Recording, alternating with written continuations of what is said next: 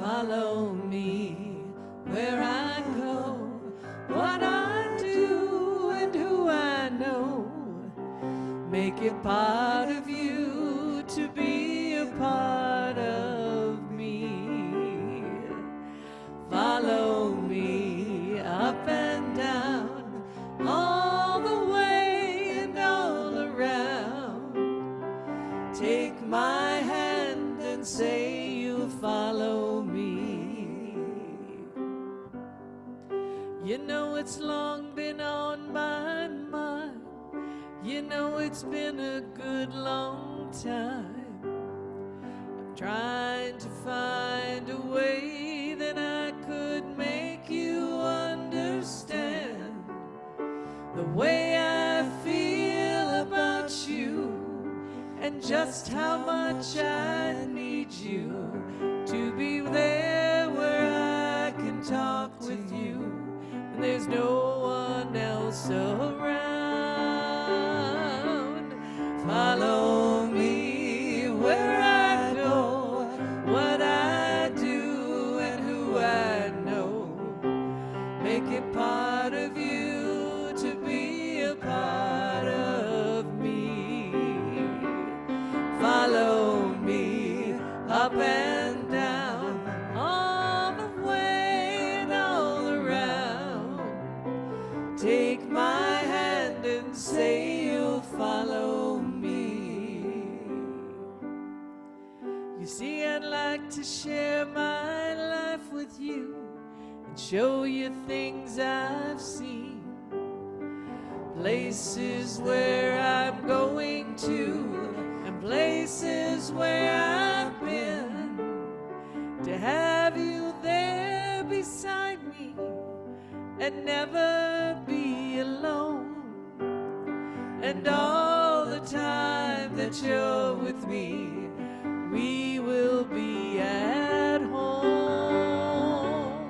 Follow me where I go, what I do and who I know.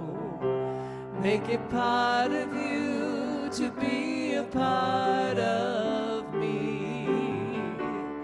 Follow me up and down, all the way.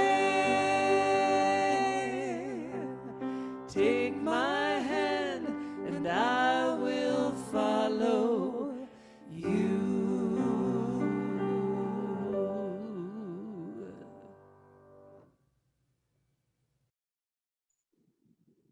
Good morning. Welcome to St. Francis in the Foothills. It is good to have you here. It is especially good for me to be here today because I was going to be somewhere very different. This was the week that General Conference was going to be held. And the truth of the matter is I like being here at St. Francis much better than up at General Conference, even though it is in Minneapolis, which is where my son lives. And so it would have been great to see him. But just know that in the midst of everything that we are facing, one thing we're not facing is whatever General Conference is going to do. And so be thankful for that. We have a couple of different announcements to be able to let you know about. First of all, know that the bishop has continued our closure of churches until at least the 15th, but I believe it will probably go much beyond that, just so you know. We do have some procedures of how to begin the process of talking about how to reopen, and so we're doing that in the church, and as we make our plans and as the bishop releases us, we will let you know about that.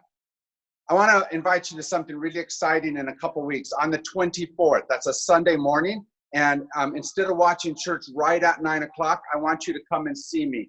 I'm going to be at the Church of the Foothills, and I'm going to be standing in the parking lot and having people come by from 8 to 10 and drop off food for the food bank. And I'd love to have you be there. We're partnering with that church, and we'd love to have you be part of giving that blessing to those who need food at this time.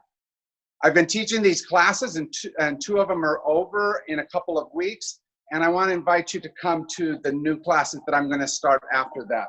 I've chosen two interesting books that I think are very apropos for right now. One is called The Book of Joy, and is a conversation between the Dalai Lama and Desmond Tutu. And it's a wonderful book. as you hear these two men who have gone through times not unlike this, where it was challenging and difficult and they didn't know if it would end. And this is their conversation about what to do in those times. Then Thich Nhat Hanh, I'm going to be doing this book called Fear, because in the midst of all this, we all have at least that low level of fear. And I wanted us to address and just sit and talk about that. So I'll let you know about when those classes are starting. It will be 3 weeks from now, but look forward to them and come to those classes and join the conversation. Now, let's watch as Linnea lights our candle and we enter into this holy space.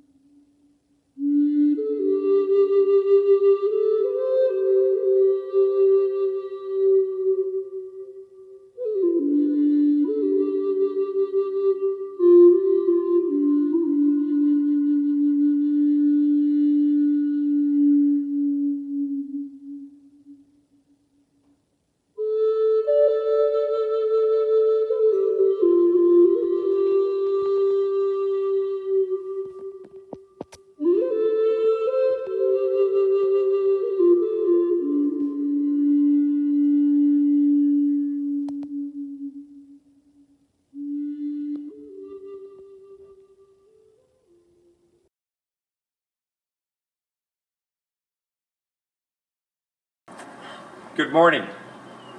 The flowing grace of now. Open my eyes to the moments of resurrection that surround me every day. There is always something rising, opening to new life, budding and blossoming, forgiving and transforming. Teach me to live awake that I may recognize the Renaissance being celebrated in my midst at every moment. Make me a disciple of joy.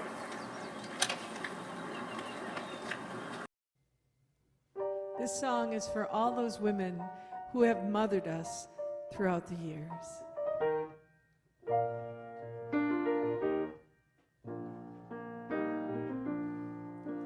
Everywhere I'm turning, nothing seems complete. I stand up and I'm searching for the better part of me. I hang my head from sorrow, slave to humanity, wear it on my shoulders, gotta find the strength in me, 'cause I am a superwoman. Yes, I am. Yes, she is. Even when I'm a mess, I still put on my vest with an S on my chest. Oh, yes, superwoman.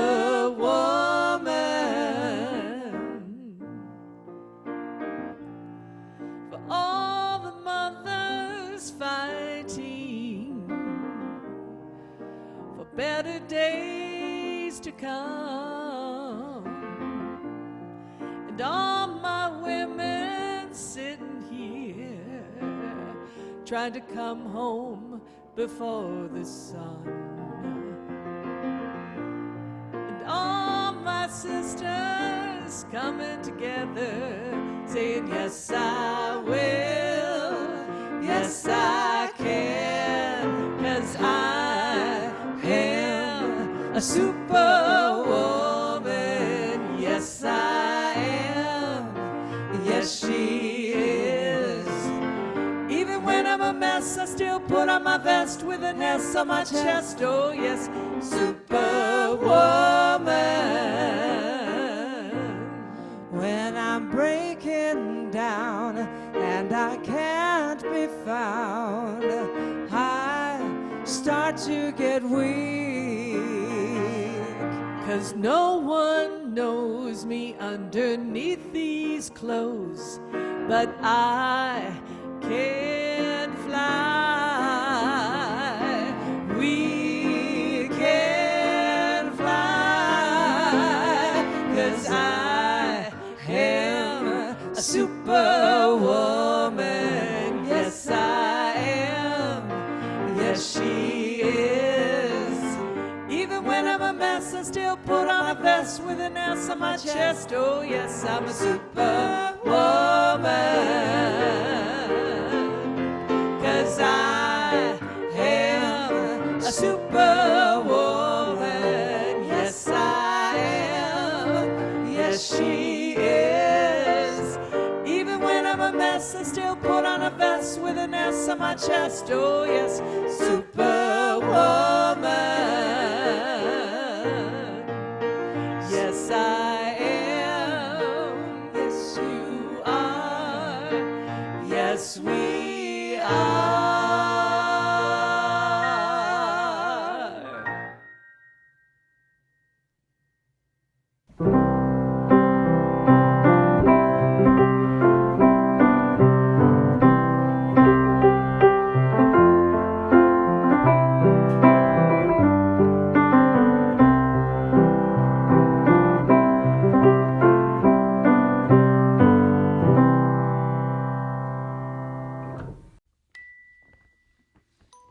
Hi there, boys and girls. It's Miss Sarah.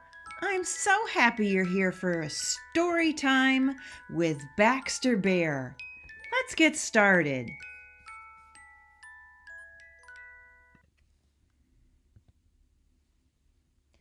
Meet Baxter Bear and his buddies.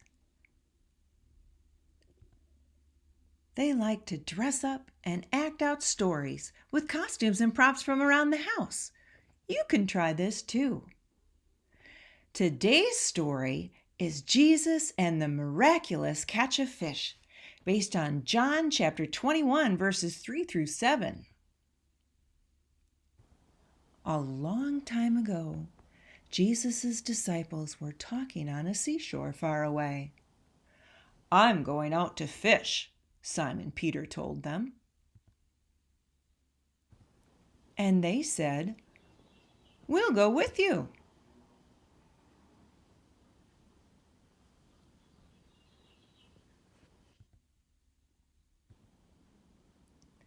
So they went out and got into the boat.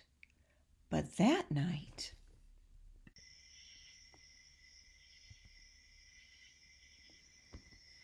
they caught nothing.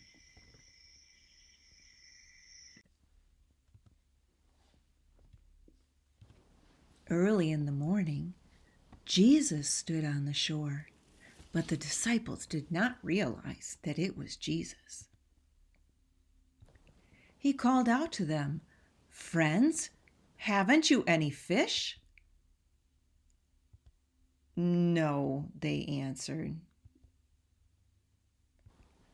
He said, "Throw your net on the right side of the boat, and you will find some." When they did, they were unable to haul the net in because of the large number of fish. Then the disciple whom Jesus loved said to Peter,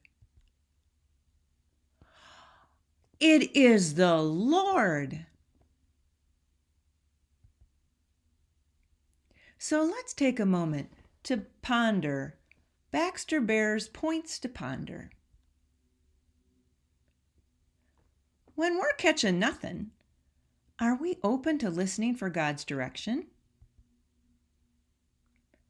Are we brave enough to try something different? When we listen to God for help, what we seek is within reach. Thanks for listening, and remember, God loves you very much.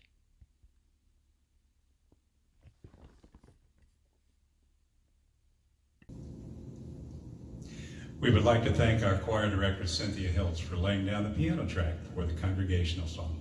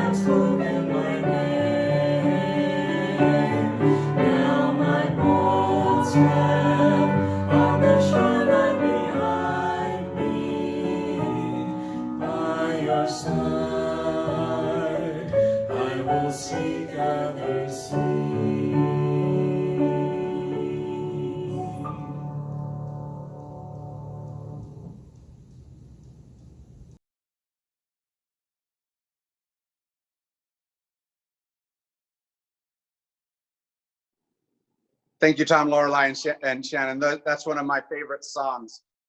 It calls me forward into things, but there's one thing I don't really need to be called towards, and that's Mother's Day, because I was blessed with an amazing mother. And maybe more importantly, I've been blessed with a lot of other mothers around me, those who gave me the same things that I received from my mom, but at different places in my life where I needed them as well. This is a day, Mother's Day is a day when we often go out to eat afterwards, but it's a bit different this year, isn't it? Visiting is harder, but some of you already know that more than I do, because your mothers have passed on to that larger room. And so visiting them is a very different thing at this point. But that distance is not only caused by the death that happens around us, but by many other factors like distance. My own mother is on lockdown at her apartment, and I can't go and see her. I talk to her on the phone, but I've been trying to work on getting her on Zoom, but we haven't been able to figure out all the technicalities of her computer yet. And it makes it so that we're trying to struggle with how do we, in this moment, honor those who have held such a wonderful place in our life. I got to tell you that the thing that has helped me the most is that when my mother is there locked away, hidden from me, I've had my other mother, my mother-in-law Betty, at our house. She was there to be able to take care of Joni as she went through all her treatments, and then she got locked down with us. And I know that's kind of a burden for her, not being able to go home, but for us it has been such a blessing as we remember how wonderful it is to have that type of presence in our life. And so as we go into our offering time, I want you to remember those usually women, but also some men who take on that role of mothering and take care of us and help us and show us and teach us and do all those amazing things that allow us to know ourselves better, to deal with the world more and more efficiently and stronger. Remember those women. Give thanks to God and be blessed. Amen. And now we will give our gifts to God.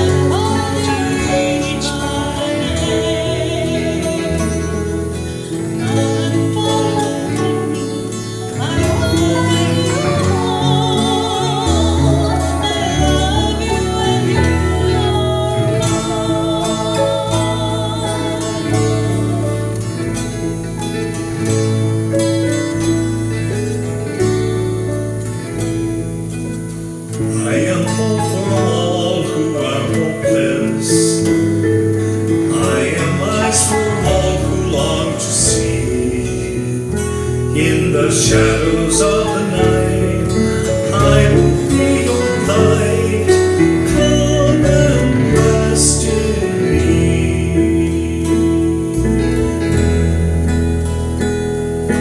Do not be afraid, I am with you. I have called you each by name. Come and follow me, I will bring you home. I love you and you are mine.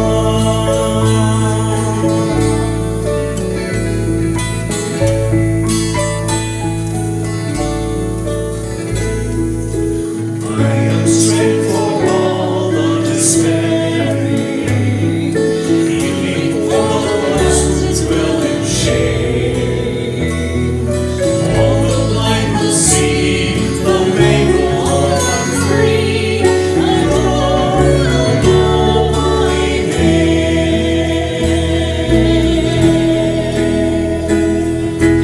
Do not be afraid, I am with you. I have called you each by name. Come and follow me, I will bring you home. I love you and you are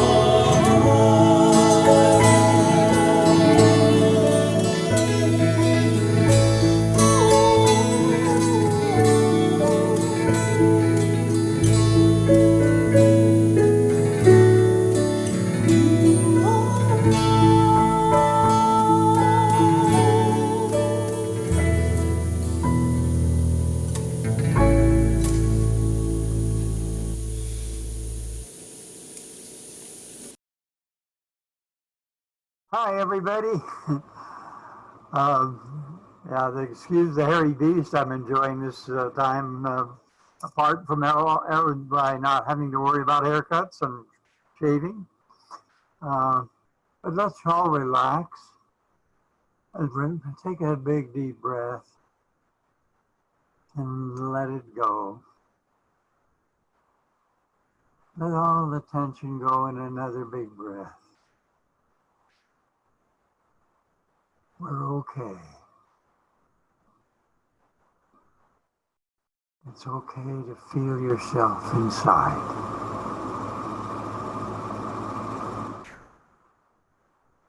Sacred presence. You're always here, wherever we go, wherever we stay, whether we feel you or not.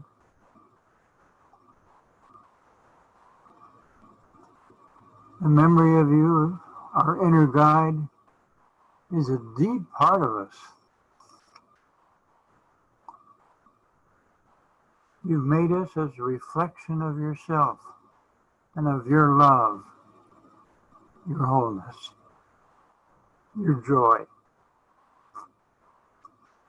You're the life force of the universe, the ground of existence. But for so many of us, it's hard to hang on to that. We're somewhat scared to see the collapse of so much of our world. Jobs lost, schools closed, businesses gone, and the ever-present presence of death, now of hunger and loss in other ways as well.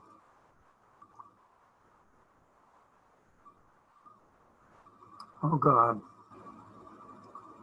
seems like the foundations of our life are shaking.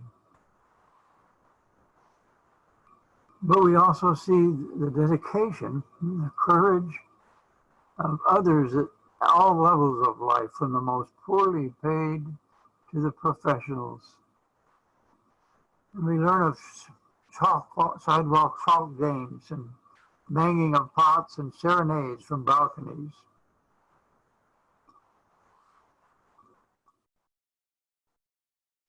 What we're realizing more and more is a fresh appreciation of what's important and what's not.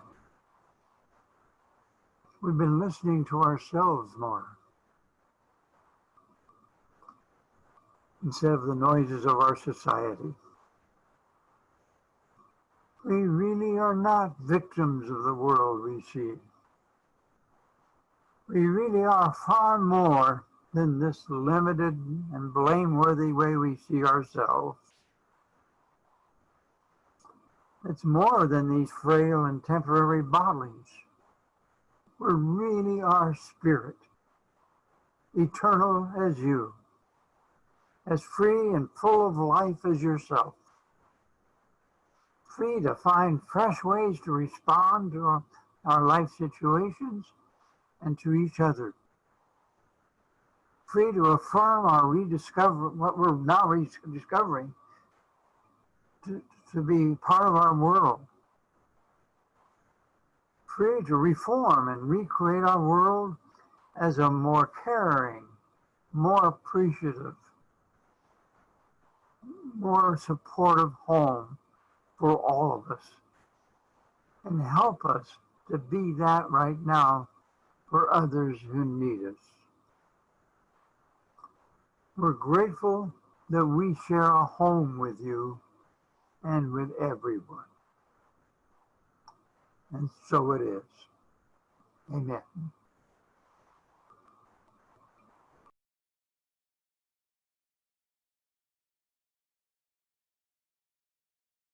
The Lord is my shepherd, I have all I need. She makes me lie down in green meadows, beside still waters she will lead. She restores my soul, she rights my wrongs. She leads me in a path of good.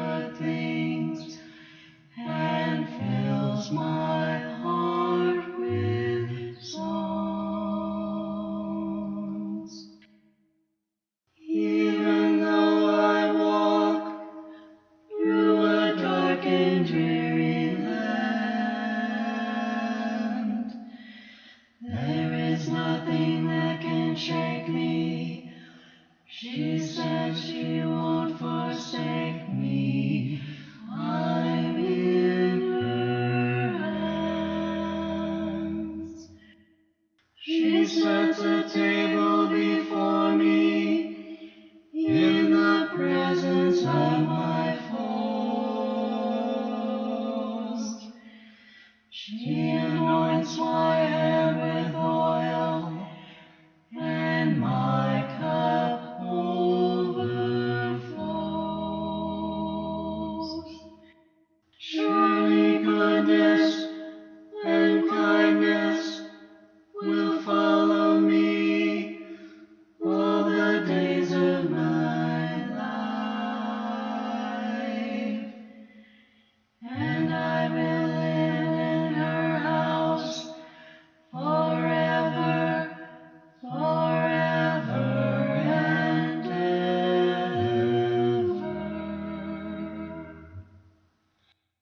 Glory be to our Mother and Daughter, and to the Holy of Holies, as it was in the beginning, is now, and ever shall be, world without end. Amen.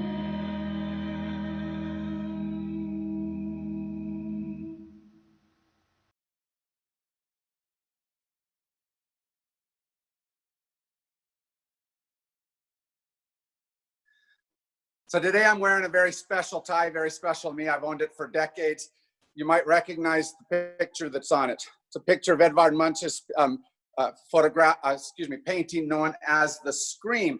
And I wear it today because 26 years ago, this week, something really interesting happened.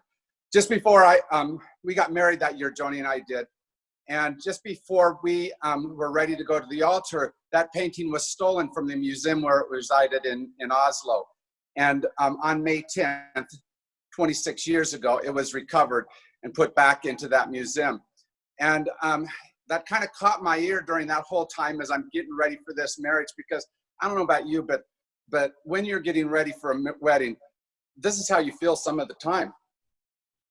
In fact, I call this my wedding tie. I often wear it to wedding rehearsals so that I can talk honestly with those folks about how they're feeling. And it's all right to be a little frightened. And it's all right in this moment to have a bit of a scream in your voice, in your heart, as you're trying to figure out what to do. Fear is present in the midst of a time like this. Struggle is present. But that which overcomes fear is always relationship, love, if you will. That which we say we choose the best, love, is that which we need to choose in this moment. And it's really easy for us not to quite believe that, because the voices of fear speak really loudly. It's easy to live as if love is not true, but that fear is what really tells the truth. And we have to choose again and again to turn away from that, because we can easily, even eagerly, turn to other tactics. Peter, in the story you just heard read, in that moment of losing the one who had shown him how to love, in that time when he didn't know quite what to do, turned back to what was most familiar. In that time of need, he looked at his friends and said, "I'm going fishing." And his friends said, "We're going with you."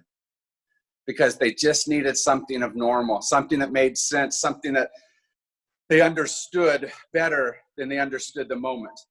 Now, fishing can be a great stress reliever. My Granny May loved fishing the creeks up around Greer, Arizona, where she was born. Benny Creek, Rosie Creek. She loved those creeks. And even as I was with her during those last few years of her life, as she was in her 80s, I could still see as she talked about those creeks, how she loved to stand there catching fish.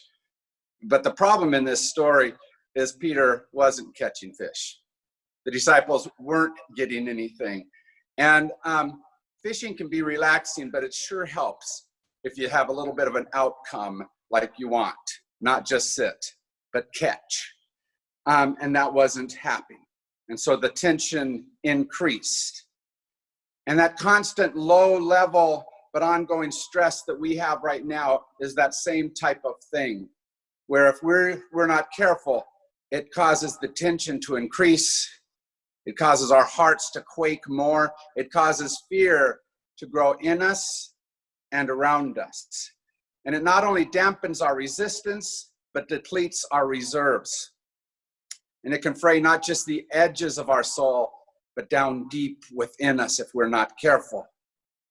In fact, I saw a picture this week that had this on it, but it had a mask over top of it.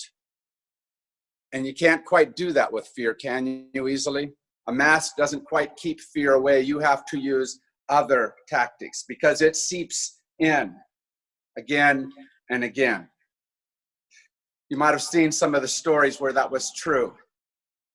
In Michigan, for example, there was a security guard at the Family Dollar store in Flint, Michigan, in fact, where he told a woman, nope, state law is you have to wear a mask, and she didn't like that. So she went and got her husband and her husband's brother, and they came and they shot him. Tensions increase if we're not careful. And there's been a lot of protests against wearing masks, demands to enter stores, that my right to be able to come in is more important than your right to safety.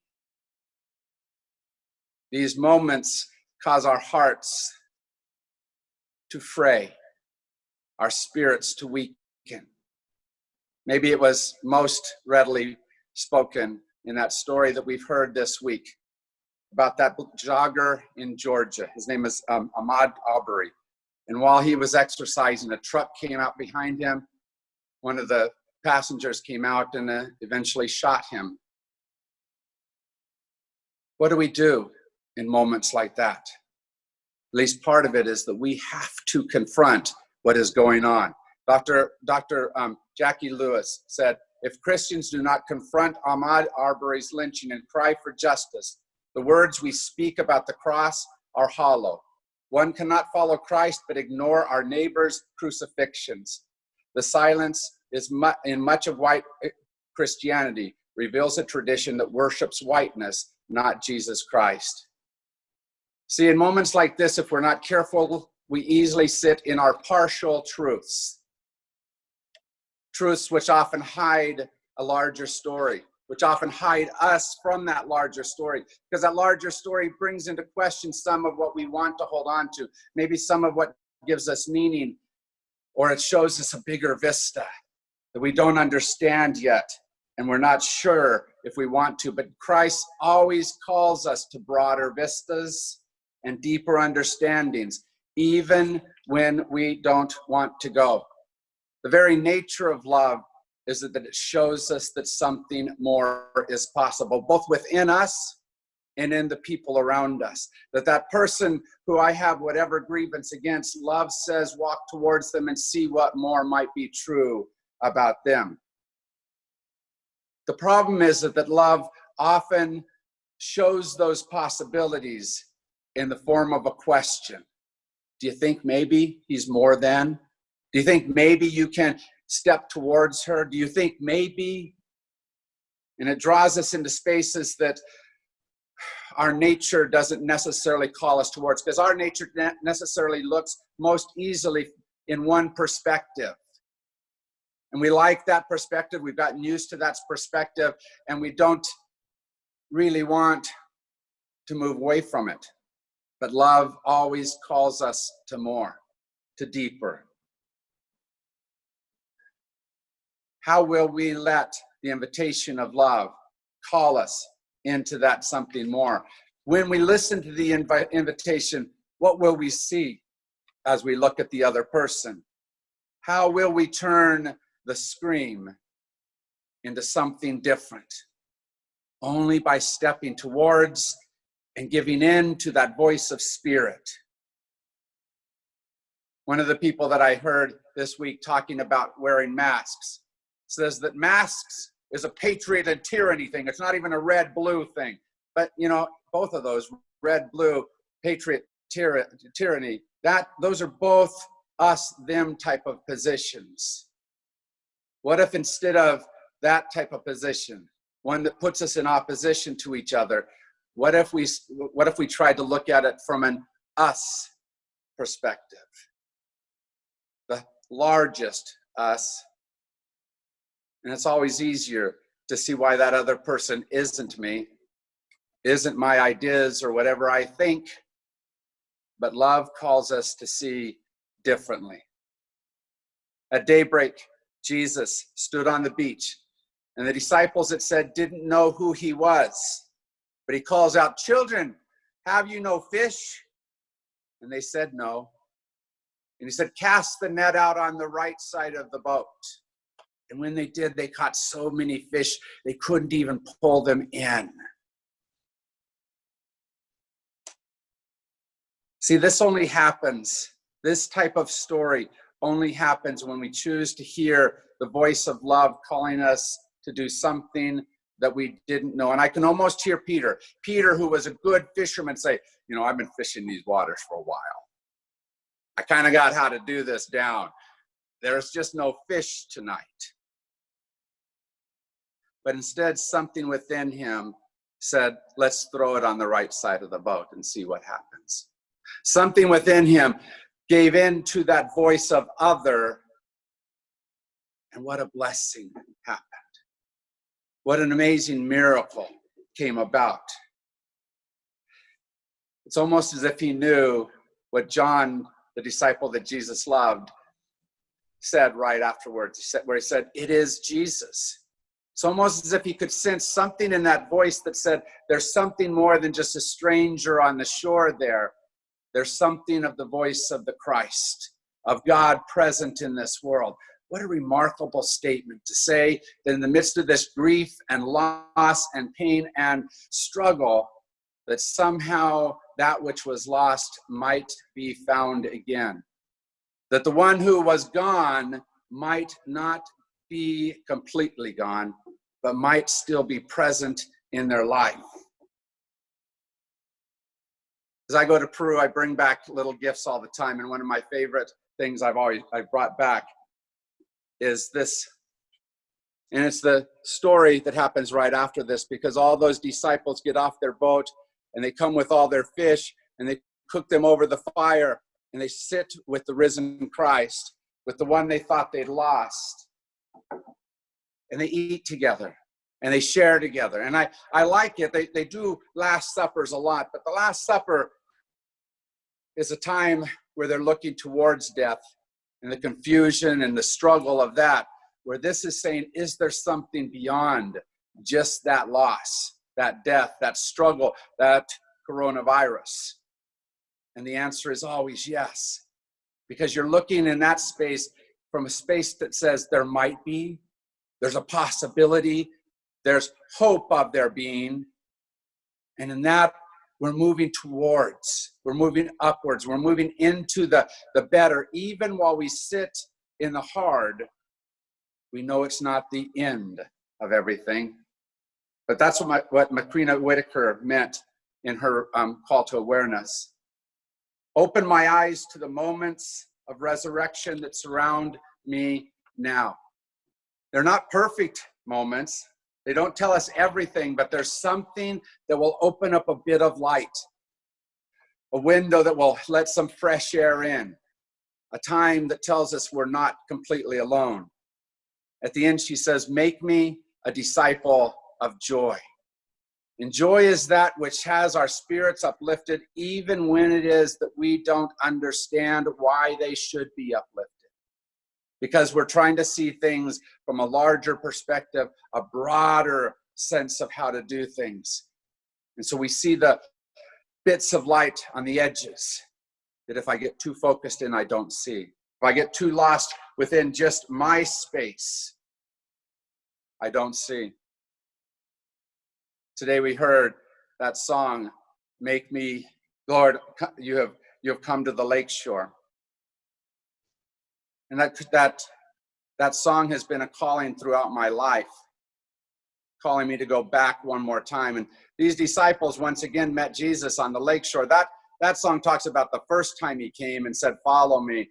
But here he comes again to the lakeshore and essentially says the same thing. The way you were following, keep moving forward. Put that scream of loss and distance and struggle away and hear how you can continue to be that which will carry you past that. And I don't know how many times Jesus had to go to the lakeshore to call Peter back. Maybe 3, 4, 10. I know I've had to have more than just a singular call, drawing me forward, drawing me deeper, drawing me into something that I need to be, but that something within me or around me fought. How about you?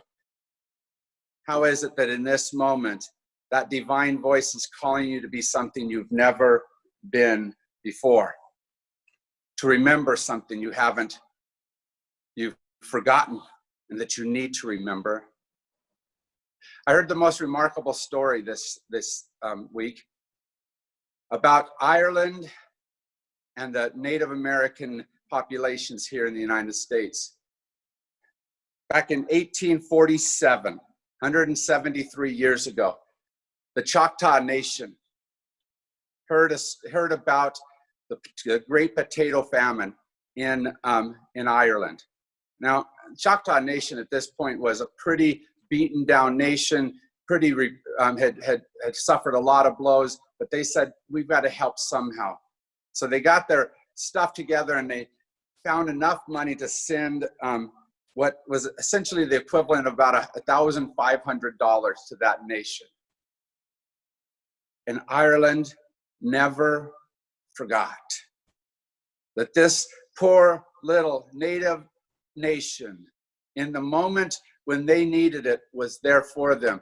And so this week this month they started a GoFundMe program because they heard in particular about the Navajo Nation here in Arizona and about all the deaths that are happening up there, about how coronavirus has hit so hard in that area.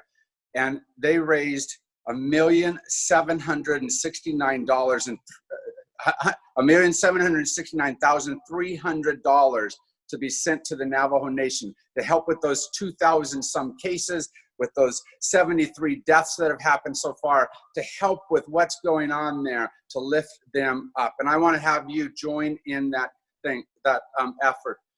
Our bishop has called us for our annual conference offering this year to give to the Navajo Nation, and particularly to give to spaces where they can drill for water, or to bring in water to somehow help with the areas that are struggling because they have no clean water. And so if you would like to make a donation to that, please write out a check and put down the AC offering, annual conference offering for the Navajo Nation, or send something to Melissa that will allow that to happen. When we, in the midst of our loss, in the midst of our struggle, in the midst of our aloneness, remember the larger picture, then we take the scream and say, you can't tell the whole story. Even though the scream may still be there, even though the fear may still be present, we allow love to speak a larger story. Matty Stepanek is one of my heroes, and he died as a young 14-year-old, but he wrote poetry, and he was just a prophetic voice for me. And his mother wrote a book fittingly called The Messenger. And it tells all about that life, which was so much more mature than what I think my spirituality is. And one of the stories she tells near the end of the book, and you can imagine that she's near the end of the book, she's getting close to the end of a life as well. A place that was not easy for her or for her son, Matty. And so they were in the hospital, and it seemed like there was not much hope. So the doctor said, you just need to go home. She was determined to stay, she said. You can imagine the list she had of why she was determined. But the doctor said, go home. So as they walked out, Matty looked and said, Mom, I'm hungry. Do you have any money to buy us some food? And she said, I got $7, but I got to pay for parking. Oh, wait, we have a voucher. So she got the voucher and said, Matty, go take this to the attendant so that we can get out of parking, and then we'll go buy some food. And Matty left, but came back soon, and he said, Mom, I need the $7. Mom said, well, why? Well, see that man over there? And he pointed, and she looked and saw a man with 5 kids also leaving the hospital. And he said, they didn't have money for parking. They didn't have a voucher, and he needs to get home. One of his kids obviously was in the hospital, the same as Maddie, was struggling with whatever issues they had. And he gave the voucher that he needed, and they needed to use the $7, not to buy the food that he wanted, but to take care of their parking. In the midst of what we're going through, there is someone who needs. And when our hearts call out, just like that prophet Maddie, just like that man who was a messenger, that 14-year-old said, there's something bigger to see than just what is my struggle, just what is your struggle. So go into your world, the world that will challenge you this week, the world that won't be perfect, the world that will isolate you. Look beyond. Think of the Navajo Nation. Think of those who are giving to them, and for those around you who need help. Think of how you, in whatever way, can reach out and care and, most importantly, love. And then go do what St. Franciscans do the best. Love every single moment. Amen?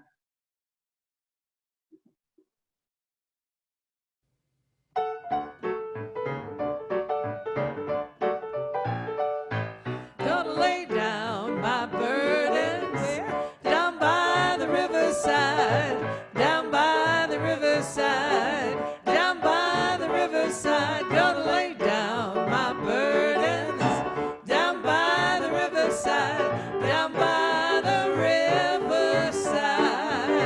I ain't gonna study war no more, ain't gonna study war no more, ain't gonna study war no more, no more. I ain't gonna study war no more, ain't gonna study war no more, ain't gonna study war no more.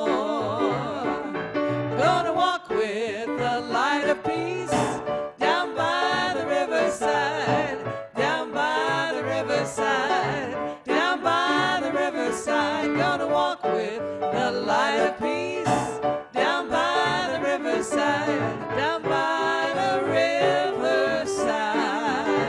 I ain't gonna study war no more, ain't gonna study war no more, ain't gonna study war no more, no more. I ain't gonna study war no more, ain't gonna study war no more, ain't gonna study war no more. Gonna show love around the world, down by the riverside, down by the riverside, down by the riverside. Gonna show love around the world, down by the riverside, down by the riverside. I ain't gonna study war no more, ain't gonna study war no more, ain't gonna study war no more, no more. Ain't gonna study war no more, ain't gonna study war no more, ain't gonna study